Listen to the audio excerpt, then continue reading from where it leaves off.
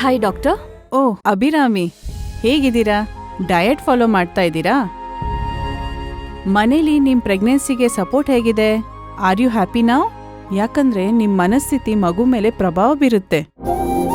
ನಾನ್ ಖುಷಿಯಾಗಿದ್ದೀನಿ doctor. Healthy food ತಗೋತಾ ಇದ್ದೀನಿ. ಅತ್ತೆ, ಹಸ್ಬೆಂಡ್ ಮತ್ತೆ ಕೆಲಸದವರು ಎಲ್ಲರೂ ಸಪೋರ್ಟ್ ಮಾಡ್ತಾ ಇದ್ದಾರೆ. Very good. ನಿಮ್ ಫ್ಯಾಮಿಲಿ ಹಿಸ್ಟ್ರಿಲಿ ಯಾರಿಗಾದ್ರೂ ಡಯಾಬಿಟೀಸ್ ಇದೆಯಾ ಅಥವಾ ಬ್ಲಡ್ ಪ್ರೆಷರ್ ಇದೆಯಾ? ಇಲ್ಲ ಡಾಕ್ಟರ್, ಆ ಥರ ಯಾರಿಗೂ ಇಲ್ಲ. ಡಾಕ್ಟರ್, ಅಂದಹಾಗೆ ನಿಮ್ಮ ಹತ್ರ ಒಂದು ವಿಷಯ ಕೇಳಬೇಕಿತ್ತು. ಏನ್ ಕೇಳಿ? ನಮ್ಮ ಅಕ್ಕ ಶಿವಗಾಮಿ ಅವ್ರ ಮಗಳು ಭೈರವಿ ನಿಮ್ಮ ಹತ್ರ ಚೆಕಪಿಗೆ ಬಂದಿದ್ಲಲ್ಲ, ಏನಾಗಿದೆ ಅವಳಿಗೆ?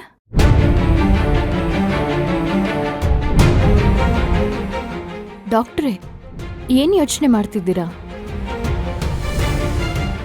ಏನಾಗಿದೆ ಅಂತ ಹೇಳಿ ಡಾಕ್ಟರ್. Anything serious? ಹೌದು, ಇಟ್ಸ್ ರಿಯಲಿ ಸೀರಿಯಸ್. ಹೌದಾ, ಏನಾಯ್ತು? ಮಗುಗೆ ಬ್ರೈನ್ ಟ್ಯೂಮರ್ ಇದೆ.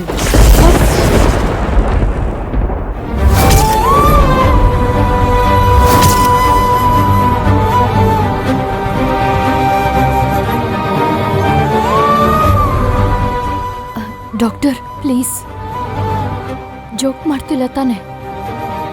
ಈ ವಿಷಯದಲ್ಲಿ ಯಾರಾದ್ರೂ ಜೋಕ್ ಮಾಡ್ತಾರಾ ಅಭಿರಾಮಿ? ಅದು ಒಬ್ಬ ಡಾಕ್ಟರ್ ಆಗಿ?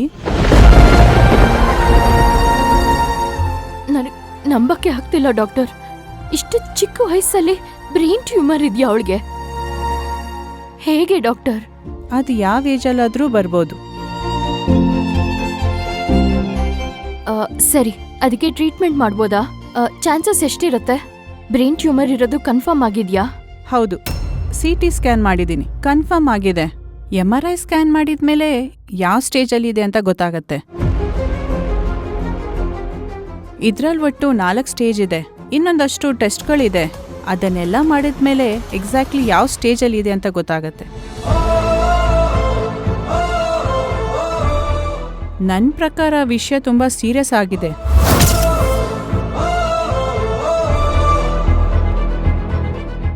ಟ್ರೀಟ್ಮೆಂಟ್ ಮಾಡಿದ್ರೆ 100% ಸಕ್ಸಸ್ ಆಗುತ್ತೆ ಅಂತ ಹೇಳಕ್ಕೂ ಆಗಲ್ಲ.